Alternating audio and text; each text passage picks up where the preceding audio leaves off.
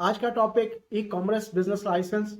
बहुत सारे दोस्त ई कॉमर्स बिजनेस लाइसेंस बनाना चाहते हैं और समझना चाहते हैं, सीखना चाहते हैं कि ये प्रोसेस कैसे होगा, डायरेक्शन क्या होनी चाहिए और इस लाइसेंस को बनाने में बहुत सारे लोग गलतियां क्या करते हैं। आज का ये वीडियो डिटेल में होगा, इसलिए आप इस वीडियो को अगर मुकम्मल तौर पर देख लेंगे तो आपको आपके बहुत सारे सवालों के जवाब आपको इसी वीडियो में मिल जाएंगे। वेल, हम एक सिनेरियो को डिस्कस करते हैं, एक सिचुएशन को डिस्कस करते हैं। सबसे पहले एक शख्स आता है, नया आया है और चाहे वो किसी भी मुल्क से आया, वो दुबई में पहुंचा और उसने आके सोचा मैं बिजनेस लाइसेंस बना लूं। विजिट वीजा पर आया और ये सोचता है बिजनेस लाइसेंस बनाओ।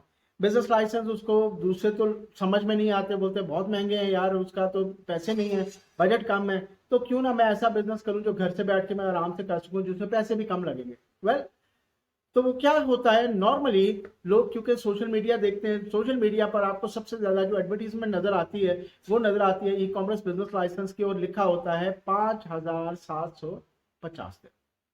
वेल, आप उसको बड़ा मजे से देखते हैं, बोलते हैं यार ये 5,750 दिन में बन रहा है, फलां तो कह रहा था यार 20,000 लग जाता है, 15,000 लग जाता है, यार वो तो मेरा ख्याल है गलत बोलते हैं, वो झूठ बोलते हैं। तो 5,750 दिन में बन रहा है, तो वो हमें ना, मतलब कंसल्टेंट जो है ना, लगता है हमसे पैसे खा रहा था। मैं जो नए लोग हैं उनकी सिचुएशन आपको बता। वेल, होगा क्या, आपको वो अट्रैक्ट कर रहा होता है, आप बोलते हैं यार ये बिल्कुल ठीक है, 5,750 दिन में इतने पैसे तो मेरे पास है ही नहीं है, लेकिन चलो इतने मैं अरेंज कर लेता हूँ। तो जाहिर है मैंने रहना भी है, खाना पीना मैं कहाँ से करूंगा, पैसे नहीं है। तो आप क्या करेंगे, पेमेंट करेंगे 5,750 dirham, और उसके बाद आपको एक लॉगिन पासवर्ड दिया जाएगा, क्रिएट करते हैं। उसके बाद आपको कहा जाएगा आप अपना लाइसेंस प्रोसेस करें। आप बोलेंगे यार मुझे तो आता नहीं है, बहरहाल आपका खैर चले, कंसल्टेंट के थ्रू आपने करवा लिया, मान लिया उन्होंने आपका बिजनेस लाइसेंस प्रोसेस कर दिया। अब आपको तीसरे दिन, चौथे दिन या पांचवें दिन आपको बिजनेस लाइसेंस मिल गया। इसके बाद क्या होगा, आपको लाइसेंस मिल गया, अब आप सोच रहे हैं कि यार चलो अब मैं वेबसाइट बनाऊं, अब बाकी का मामला आगे जो है वो चलाना शुरू करो। फिर आपको लगता है कि यार मुझे तो कंपनी का बैंक अकाउंट भी तो चाहिए ना, क्योंकि वो एक कस्टमर कह रहा था मैंने तो ऑनलाइन पेमेंट करना है, तो मैं तो कैश नहीं दूंगा, ऑनलाइन पेमेंट का ऑप्शन होना चाहिए। वेल, आप क्या करेंगे, आप मुख्तलिफ बैंक्स में जाएंगे, बैंक्स को बोलेंगे कि भाई मुझे जो है वो बैंक अकाउंट ओपन करते हैं। वो बोलेंगे सर आपके पास वीज़ा है, आप अपना आईडी दिखाइए। आप बोलेंगे यार मेरे पास तो विजिट वीजा है। बोलेंगे भाई पहले जाकर अपना वीजा लीजिए, उसके बाद हमारे पास आइए। आप उसी तरह वापस और दोबारा जाकर अपने कंसल्टेंट को बोलेंगे कि भाई आप मेरा मेरा वीजा तो लगाया ही नहीं, मेरा वीजा भी तो प्रोसेस करें। तो वो आपको बताएगा कि सर आपने 5,750 पे किया और ये विदाउट वीजा ऑप्शन था, मतलब जीरो वीजा ऑप्शन है, तो इसमें सर वीजा तो होता ही नहीं है। आप बोलेंगे यार मैं कंपनी का ऑनर हूँ, कंपनी ऑनर का वीजा तो होगा ना। बोलेंगे नहीं भाई, इसके अंदर कोई भी वीजा नहीं होता, ये जीरो वीजा पैकेज है। वेल, अब आप दरमियान में स्टक हो गया, बोलते हैं यार अब क्या करना है, आपको मुझे बताना चाहिए था, वगैरह वगैरह का आर्ग्यूमेंट हो गया। तो बोलेगा सर आपने पूछा ही नहीं, मैंने आपको क्या बताना था, आपको जो आपको सवाल था आपको पूछना चाहिए था।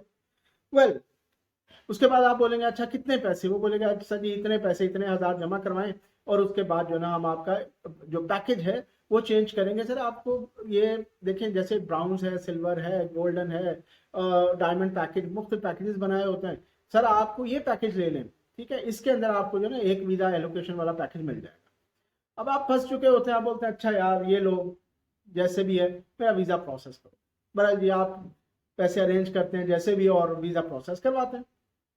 फिर 15 दिन 20 दिन लग गए आपके एमिरेट्स आईडी आते आते, वगैरह वगैरह। वेल, उसके बाद आप जाते हैं दोबारा बैंक, आप जाके कहते हैं भाई ये मेरा आईडी आ गया, ये मेरा डॉक्यूमेंट है, भाई आप जो है वो इसमें मेरा बैंक अकाउंट ओपन करें। बोलते सर आपका ऑफिस कहाँ पर है, आप डॉक्यूमेंट दिखाइए, ऑफिस कहाँ पर है आपका। आप बोलते यार मेरे पास तो ऑफिस है ही नहीं, मैं तो ई कॉमर्स बिजनेस लाइसेंस बनाया। बोलेगा सर बैंक अकाउंट ओपन करने के लिए ऑफिस इजारी कॉन्ट्रैक्ट चाहिए, तो सर उसके उसके बगैर नहीं कर सकते सर, सॉरी। फिर आप वापस जाएंगे अपने कंसल्टेंट के पास, उसको बोलेंगे भाई मेरा टेनेंसी कॉन्ट्रैक्ट या मेरा इजारी कहाँ है। तो वो बोलेगा सर आपने बनाया ही कब है, आपने इजारी लिया ही नहीं है। आपने सर देखें, सबसे पहले आपने जीरो वीजा पैकेज लिया था, उसके बाद आपने वन वीजा एलोकेशन वाला पैकेज लिया, आपने तो ऑफिस का पे ही नहीं किया हुआ। तो सर ऐसा करें, ये हमारे पास एक ऑप्शन बहुत जबरदस्त है, फला फला फला, इसमें आप पूरा साल सर जब मर्जी ऑफिस आए जाएं, आपके पास फ्लेक्सी डेस्क हर वक्त मौजूद है। आप ऐसा करें, 1 साल की सर की सिर्फ इतनी से पैसे आप ये भी जमा करवा। अब आप उस चाहे आप ऑफिस यूज करें ना करें, आपको 1 साल के पैसे देने हैं, ठीक है। और वो ऑफिस कहाँ होगा? वो ऑफकोर्स उसी फ्री जोन की किसी टेरिटरी में कहीं कहीं पर होगा। वो बोलेंगे कि सर वो फला जगह के ऊपर ये बना हुआ है जी, आप वहाँ चले जाए, वहाँ बहुत सारे डेस्क होते हैं सर, ये फला नंबर जो डेस्क है ना ये सर आपका है। आपने कभी नहीं वहां पर जाना, आपने ये भी नहीं देखने जाना ये ऑफिस है कहाँ पर, लेकिन आपने पे कर, ठीक। अब आपने वो मजबूर थे ना, आप फंस गए, आपने बोला यार पहले तो ये 5,750 से शुरू हुआ, फिर वीजा के पैसे दिए, अब ऑफिस के भी पैसे दो, ये तो मामला बहुत ऊपर चला गया। अब आप मजबूर है ना, आपको देने पड़ेंगे। अब आपने वो पैसे भी अरेंज किए और कंसल्टेंट को पे किए, उसने जो है अब आपका वो टेनेंसी कॉन्ट्रैक्ट जो था वो कॉन्ट्रैक्ट बना के आपको भिजवा दिया, सर जी ये ले लिया आपका ऑफिस का, ये हो गया सर, ये वगैरह वगैरह सब हो गया, ठीक है। अच्छा, अब आप वापस गए बैंक, अब बोलते यार ये सब डॉक्यूमेंट आ गए, तो सर जी आप ये लाइसेंस बना दें। वो डॉक्यूमेंट देखते हैं, बोलते हैं सर आप ऐसा करें सर, सॉरी ये तो बहुत मुश्किल है, आप फलां बैंक चले जाएं, फलां जगह चले जाएं। वो कभी आपको ऑफिशियली ऐसे नहीं कहते, लिख कर नहीं देंगे कि नहीं हम नहीं खोलेंगे आपका अकाउंट, ठीक है। क्यों? आपका फ्री जोन का बिजनेस लाइसेंस है, नहीं हम नहीं खोलते, वो ऐसा बोलेंगे नहीं। लेकिन आपको समझ जाना चाहिए कि वो आपको क्यों रिफ्यूज कर रहे हैं, ठीक है। एक बैंक, दूसरा, तीसरा, चौथा, पता चलेगा कि यार ये तो मैं फ्री जोन में फंसा हूँ, इसका तो जल्दी की है, कोई बैंक अकाउंट खोलने को तैयार नहीं है, मुख्तलिफ वजूहात होंगी। वेल, उसके बाद आप वापस जाते हैं, आप जाके कहते हैं यार मुझे किस मसले में फंसा दिया, आपको यार कोई बैंक अकाउंट मेरे डॉक्यूमेंट लेने को तैयार नहीं है, अब तो मेरे पास डॉक्यूमेंट भी पूरे हैं, बैंक अकाउंट फिर नहीं खुल रहा मेरा, मैं क्या करूं? बोलेगा सर आप परेशान ना हो, मैं अरेंज करवाता हूँ, हमारे एक हैं मिलने वाले, मैं उनसे बात करता हूँ, मैं बल्कि नंबर आपसे शेयर करता हूँ, आप सर उनसे बात करना, वो बैंक कंसल्टेंट है वगैरह वगैरह, वो आपका बैंक अकाउंट बनवा दें। अब आप उनको रब्ता करते हैं तो वो बोलते हैं हाँ हाँ सर बिल्कुल, आप डॉक्यूमेंट फॉरवर्ड करें सर, हमारी फीस जो है वो 10,000 दिरहम है, आप वो डिपॉजिट कर दीजिए, हम ये सारा काम आपका करवा देंगे।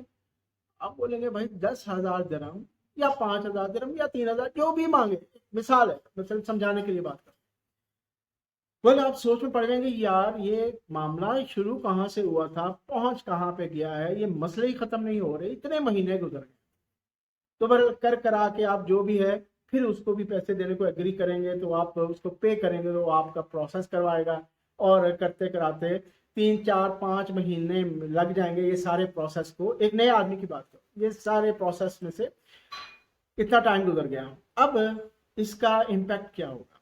देखिए जब भी आप किसी बिजनेस को स्टार्ट करने लगते हैं ना, आप में एक जोश होता है, एक स्पिरिट है कि आपको ये करना ये करना, आप ऐसे करेंगे ऐसे करेंगे, बड़ा अपना मतलब मोटिवेटेड होते हैं और आप बड़ी स्पीड से ये काम करना चाह रहे होते हैं। लेकिन जब भी आप इस सारे मामले में स्टक होते हैं और पैसे की भी शॉर्टेज होती है, तो आप बहुत बुरी तरह जो है वो फंस चुके होते हैं।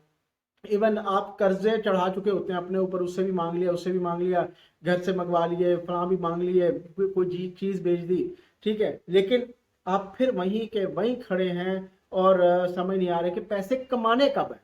असल बात तो ये है ना कि पैसे कमाने भी तो हैं। अब इतने महीने गुजर गए, वो टाइम सारा जाया चला गया, और बना क्या है? अभी तक कुछ भी नहीं कमाया, क्या है? जीरो। आपकी लिविंग कॉस्ट है, आप यहाँ रह रहे हैं यूएई में, तो आप कोई फ्री में तो नहीं रह रहे ना, आप पानी भी खरीद कर पीते हैं, तो आप अपने एक्सपेंडिचर को बियर नहीं कर पाते। तो क्या होता है इनमें से, मतलब अगर 100 लोग हैं ना, तो 70 जो है यहाँ पर क्विट कर जाते हैं, वो कहते हैं यार छोड़ो इसको, मैं जा रहा हूँ, पैसे ही नहीं है वगैरह वगैरह, मैं फेड अप हो गया हूँ वगैरह वगैरह, वो इस तरह की सूरत हाल में वापस चले जाते हैं। बाद में उनको अकल आती है यार गलतियां कहाँ हुई थी, क्यों हम किसी के पास जाना पसंद नहीं करते शायद, हम चाहते हैं हम कॉल करें और अगला बंदा इतना फारिग हो, इतना वेला हो कि वो हमें सारी हमारी बात ओवर द कॉल सुने और यहीं पर ही हमें मशवरा भी दे, हमारा काम भी यहीं पर करे, ठीक है। क्योंकि वो तो वेला बैठा हुआ ना अगला बंदा, हम बहुत बिजी हैं, हम तो जा नहीं सकते किसी के पास, टाइम नहीं है सर, दूर बहुत है आप, ठीक। अब क्या है कि अब आपको समझ आती है कि यार हुआ क्या मेरे साथ। अब वो पैसे वापस आएंगे जो आपने लगाए थे? बिल्कुल नहीं आएंगे। और जब भी आप ये सोचेंगे कि यार मैंने जो है वो अच्छा चलिए अगले एक सिनेरियो ये है, आप कहते हैं कि ठीक है मैंने बिजनेस शुरू कर लिया, अच्छा सर मैं बाहर से फ्लावर प्रोडक्ट इंपोर्ट कर रहा हूँ सर, ये तो मेरा तो माल फंस गया सर पोर्ट के ऊपर, मेरा माल क्लियर नहीं हो रहा। आपका कंसल्ट, सर आपने बाहर से क्यों मंगवाया? सर आप इंपोर्ट नहीं कर सकते, आप ई कॉमर्स कंपनी है। E commerce business license means आप पूरे यूएई में से कहीं से भी प्रोडक्ट खरीद सकते हैं और यूएई के अंदर ही आप डिलीवर करवा सकते हैं। आप इंपोर्ट कब कर सकते हैं? आप इंपोर्ट नहीं कर सकते, आपको किसने कहा आप इंपोर्ट कर सकते हैं? ठीक। अब आप बोलेंगे कंसर्न भाई आप ये क्या कह रहे हो, आपको तो मैंने कहा था मैंने बाहर से माल सर आपने ये कहा होता तो हम आपको कहते आप e commerce plus trading LLC license बनाते। आपने तो लाइसेंस ऐसे आप सर ऐसा करें, आप लाइसेंस को ना चेंज कर लें, इसको दूसरे वाले लाइसेंस में ना कन्वर्ट कर लें, इसके साथ जनरल ट्रेडिंग वाला ऑप्शन ले लें, फिर आप इंपोर्ट एक्सपोर्ट भी कर सकते हैं। तो आप जब ये कैलकुलेट करेंगे अपने वक्त को पैसे को तो आपको बहुत अच्छी तरह समझ आ जाएगा कि हुआ क्या। सिर्फ ये इस वजह से हुआ है कि आपने उस प्रोजेक्ट को, उस सारे काम के लिए आपने वक्त नहीं दिया, स्टडी नहीं किया, आपने मशवरा नहीं किया, आप ऐसे किसी कंसल्टेंट को नहीं मिले जो आपको ये सारी डायरेक्शंस बताता या समझाता, क्योंकि वक्त नहीं था ना, आप तो ओवर द कॉल थे। आपने कहा सर मुझे ये ईमेल किया, सर मुझे कोटेशन भेज दें, समझना मैंने नहीं है, मुझे सारी समझ पहले से है। आपने ये सारा कुछ कर लिया। अब आगे सिनेरियो, अब आपके जहन में आप सवाल आ रहा होगा ताहिर भाई आपने सारा कुछ बताया, ठीक है ऐसा हो गया, ये सारी परेशानी हो गई, अब इसका हल भी तो बताएं, आप हल तो बता ही नहीं रहे। भाई इसका हल ये था, अगर आपकी वीजा की रिक्वायरमेंट थी, आप नए थे यहाँ पर, आपको ई कॉमर्स में नहीं जाना चाहिए था या इस पैकेज में नहीं जाना चाहिए था, आपको चाहिए था आप ट्रेडिंग एलएलसी लाइसेंस बनाते, दुबई मेन लैंड पर ट्रेडिंग एलएलसी लाइसेंस बनाते। देखिए आप गारमेंट्स में काम करना चाह रहे हैं, आप बेबी वेयर में काम करना चाह रहे हैं, आप कॉस्मेटिक्स में, परफ्यूम्स में, ज्वेलरी में, आप हैंड बैग में, मतलब लेदर बैग जैसे और शूज वगैरह, ये सब चीजों में काम करना चाह रहे थे, तो आप अगर ट्रेडिंग एलएलसी लाइसेंस बनाते, मेनलैंड पर बनाते, 100% ऑनरशिप था, बगैर ऑफिस के, ऑफिस के साथ बगैर ऑफिस के दोनों तरीकों से बन सकता, कोई लोकल स्पॉन्सर नहीं था, ठीक है, तो बगैर ऑफिस के भी बन सकता था। तो इसमें मुश्किल क्या थी, आपको चाहिए था ट्रेडिंग एलएलसी लाइसेंस बनाते, लाइसेंस बन गया, इसके साथ आपका वीजा, 15 से 20 हजार दिरहम में ये सारा मामला आपका हल हो जाना था। 15 से 20 हजार दिरहम में आपका लाइसेंस, आपका वीजा वगैरह ये मुमकिन था। थोड़ा सा वेरिएशन जरूर होंगे, मैं सिर्फ समझाने की बात कर रहा हूँ। आपका ये सारा काम हो जाता, उसके बाद फिर आपके पास 3 एम्प्लॉयमेंट कोटा भी पड़े रहते। बाद में अगर किसी को वीजा देना होता, कोई एम्प्लॉय रखना होता, ड्राइवर रखना, कोई सेल्स वाले रखने होते, तो आपके पास कोटा भी पड़ा हुआ था, पैकेज भी चेंज करने की जरूरत नहीं थी, जहां से मर्जी इंपोर्ट करते एक्सपोर्ट करते पूरी दुनिया के साथ काम कर सकते थे, पूरे यूएई में सप्लाई कर सकते थे, जिस कंट्री से चाहे, चाइना से इंपोर्ट कर रहे हैं, ऑस्ट्रेलिया से कर रहे हैं, न्यूजीलैंड से कर रहे हैं, आप कनाडा से कर रहे हैं, जहां से मर्जी इंपोर्ट करें, पाबंदी नहीं थी।